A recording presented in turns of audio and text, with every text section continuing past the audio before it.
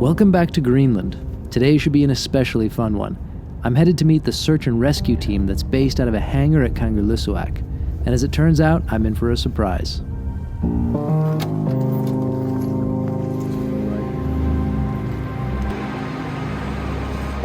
So we're in Kangerlussuaq now in the Air Greenland hangar where they have two EC225 search and rescue helicopters stationed. And I thought I was just going to come and check it out and talk to the people that are working these things. But it turns out they're going to take me up on a training mission. So we're going to get to see this thing in action. And it is a beast. You maybe can't tell just yet, but you'll see soon enough. It is really impressive. These are helicopters that they got fairly recently, within the last year. They used to fly Sikorskis on these missions, and they tell me that these have a lot more capabilities, especially flying in the darkness. They have special infrared imaging to be able to spot people from quite a distance. Impressive stuff. Let's go see what this thing is like in action. Super exciting. This is the aerial search and rescue team for all of Greenland, so they have a lot of ground to cover. They operate on a contract for Denmark's Joint Arctic Command, and they work some pretty intense shifts. Each man is on shift 2 weeks at a time, 24/7, and after 2 weeks the guy goes off and is replaced by another colleague. What if you had a particularly busy day where you had 3 calls in a 24-hour span? You would still be expected to complete them, or? Well, it's up to the crew if they are fit for flight. Generally, we can work 15 hours during a shift, but if the crew feels up to it, then we go. What's the last one you did? Well, that was actually yours. Yeah, we went up a bit north to pick up some hikers. One of them had injured his foot while he was bathing and didn't feel up to continuing, so we had to evacuate him. Not so dramatic. No. What's the most dramatic you ever had? Well, I would go with the one where we went quite far south of Greenland, out into the middle of this sea, and rendezvoused with a freight ship to evacuate someone who had damaged his arm quite severely. That was one of the more interesting. That, or far up on the inland ice to try to find a skier that had gone down into a crevasse. Did you find him? No. Damn. We found his friend and brought him back though. Wow. So you might be wondering, when do they get to sleep? Yeah. The way it works is, whenever they return to base, the office will ask them, are you yellow or red? If they say red, they get left alone for at least 9 hours. If they say yellow, they can go to sleep, but knowing they might need to move again at any moment. Airbus used to call these helicopters EC225s, but now the official name is H225. They seem to be used somewhat interchangeably in practice. That sounds like an A330. Yeah, it is. Yeah.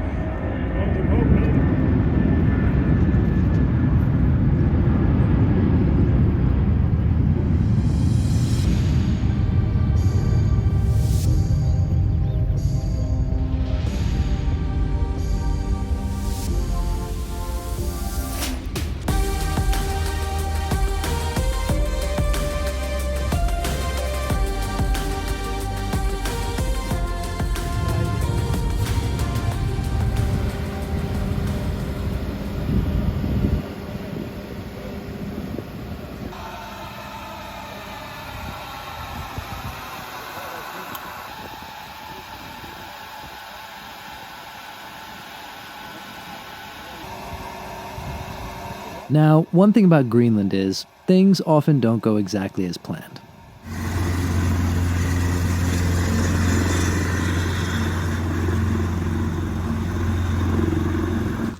What funny luck.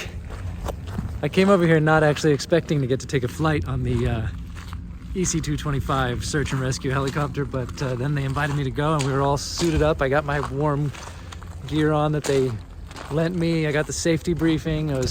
I was sitting down in the seat, and then they got a call to go do some actual search and rescue and head up north somewhere. So obviously I had to then get off the helicopter. So close, so close. Although it's probably lucky that it didn't happen 10 minutes later when we were in the air doing a training mission, because I don't know what they would have had to do. Come back, waste time on that, and presumably there's someone who needs this helicopter much more than I needed to get a ride on it out there somewhere now. So in a way it worked out well. Anyway, those guys were amazing.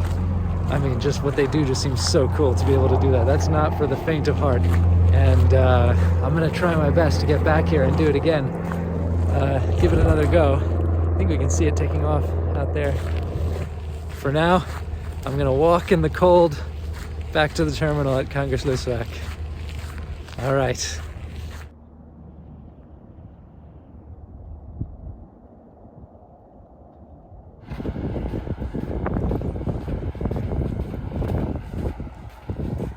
It's a bit of a walk. You have to go around the runway a little bit, so it takes some time, but it's not warm here.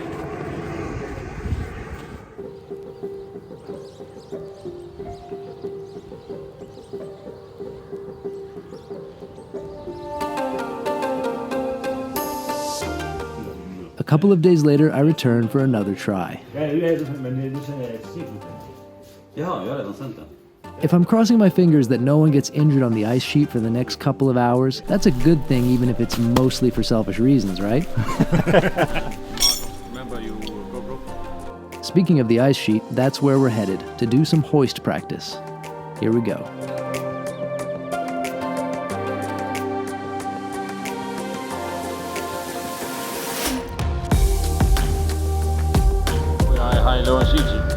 Shortly. Starting number 2, och det är idle first. Counter engaged. Oil pressure rising.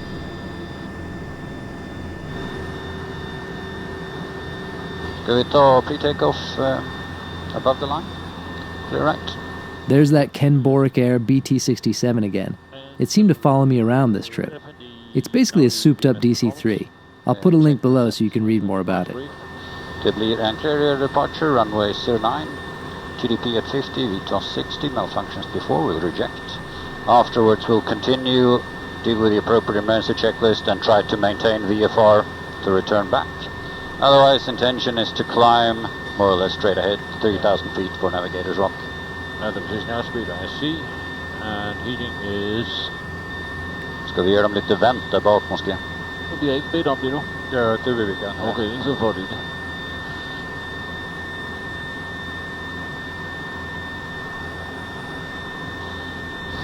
Heading 085 my side. Check is complete. Ready. Check.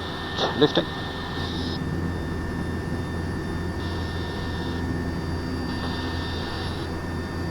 FLI is 6.2, attitude 3, ready. Check. Takeoff.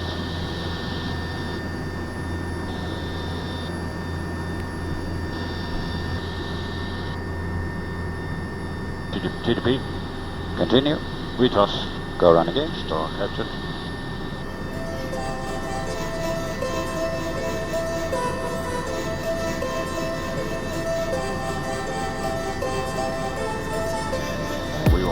V1. And off to takeoff checklist, please.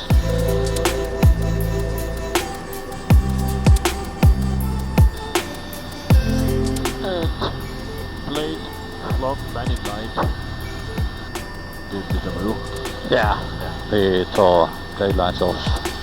Planskarna på. Har du någon position? Nej. Du ser du. Yeah, and then straight ahead.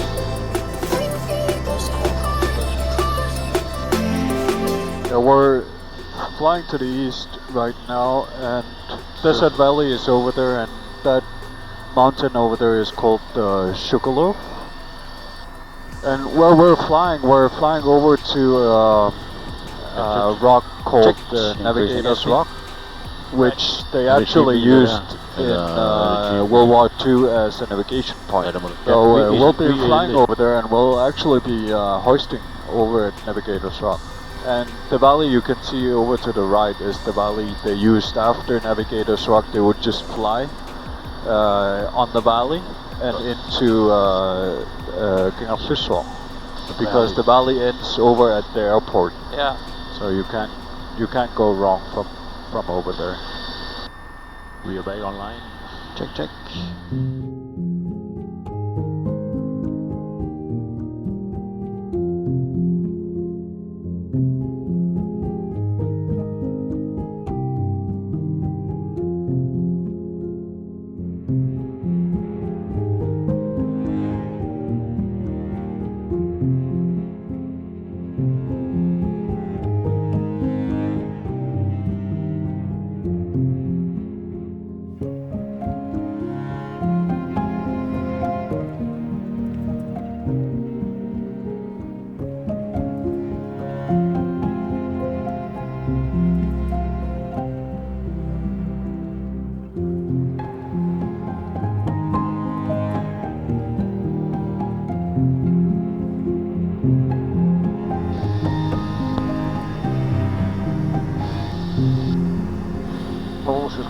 Approach please. Jag tar manual heading mode.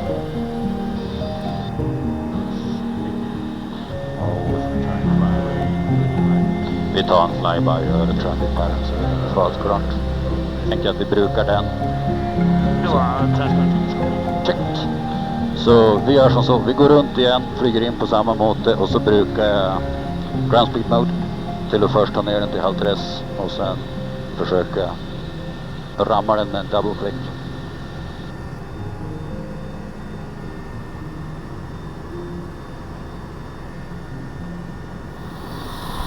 Och vi är klara. Check. Start clear left and clear right. Jag väntar bara på att den stoppar upp helt och hållet. Continuing forward. Ja. Nice flat snowy area. Det är där vi ska vara. Yes. Då tänkte jag då kan vi bläsa snön väck innan vi ska landa sen. Yes. All the The target's gonna be 150 feet for terrain clearance. 150. Copy. Och vi är på 175 feet. 175. Fast is going down. Fast on ground.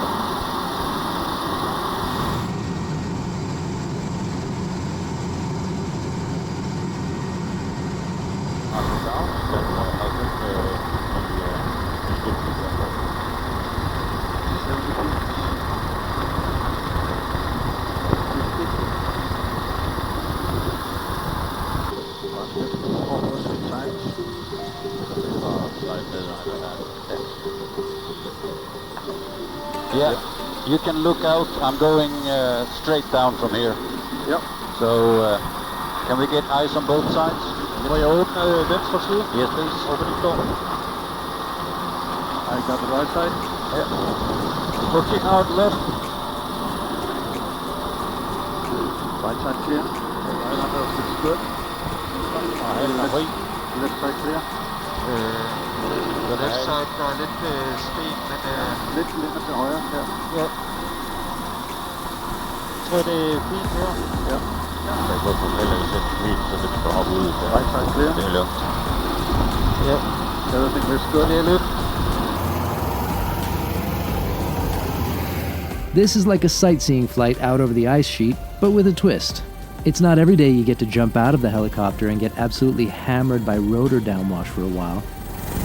Thanks to their helmet-mounted GoPros, we get to see me here as I've lost my gloves and just looking completely ill-prepared for the mission. I think I'm failing SAR school. Turns out they got blown away by the rotors. Okay, gloves retrieved, back to the task at hand.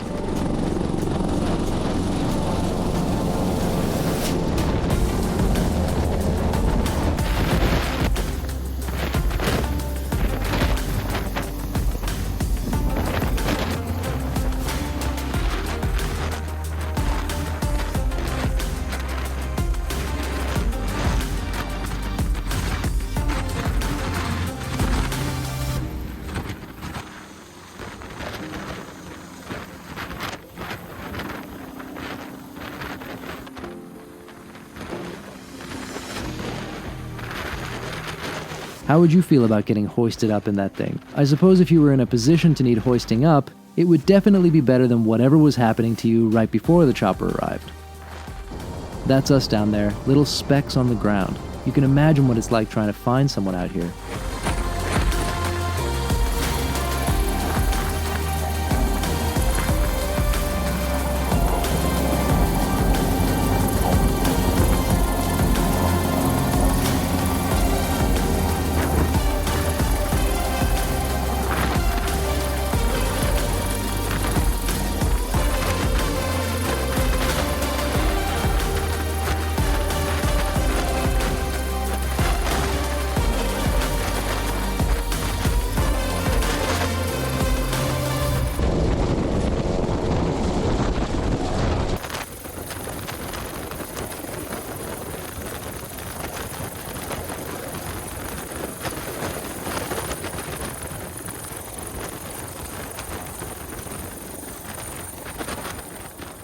This was intense, and I couldn't really see what I was filming. An awesome experience, though I was glad to get back into the warmth and comfort of the helicopter after a while.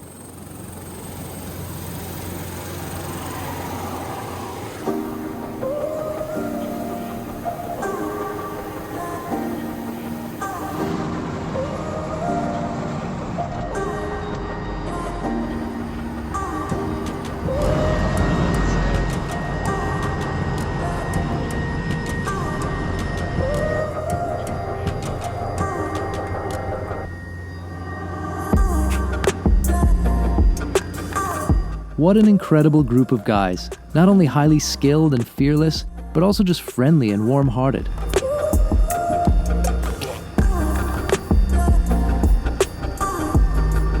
Though you should be careful to take all precautions before going out into the Greenlandic wilderness, so as to not find yourself in need of their services, it's also really nice to know that they're there.